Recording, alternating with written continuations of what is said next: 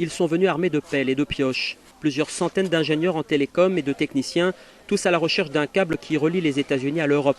Des salariés du centre Alcatel-Lucent de Lannion qui menacent de s'attaquer aujourd'hui aux réseaux de télécommunications internationaux pour contraindre leur direction d'abandonner un plan de suppression d'emplois. Ce qui pourrait être bloqué, c'est poser des problèmes de débit sur le web, par exemple, sur les communications intercontinents.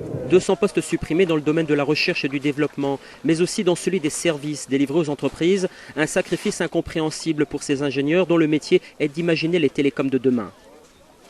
C'est effectivement du talent gâché. Je pense qu'on a tout à fait les compétences pour faire des nouveaux développements ici à Lannion. Je suis ingénieur en développement et on travaille beaucoup avec les Indiens. Et plus ça va, plus notre travail part avec les Indiens. Nos télécommunications, demain, seront aux mains des Américains, des Chinois et des Indiens en Europe. C'est ça la problématique. Des manifestations symboliques, mais aussi depuis hier le blocage de plusieurs sites français du groupe, comme ici à Lannion, un SOS lancé par des salariés qui craignent les délocalisations et autres externalisations. Aujourd'hui, c'est une nouvelle attaque de la direction qui passe à un cran supérieur. Pour vous donner un exemple, depuis moins de 15 ans, le site a perdu la moitié de ses emplois, plus de la moitié de ses emplois, et aujourd'hui on s'attaque à 25% de l'effectif.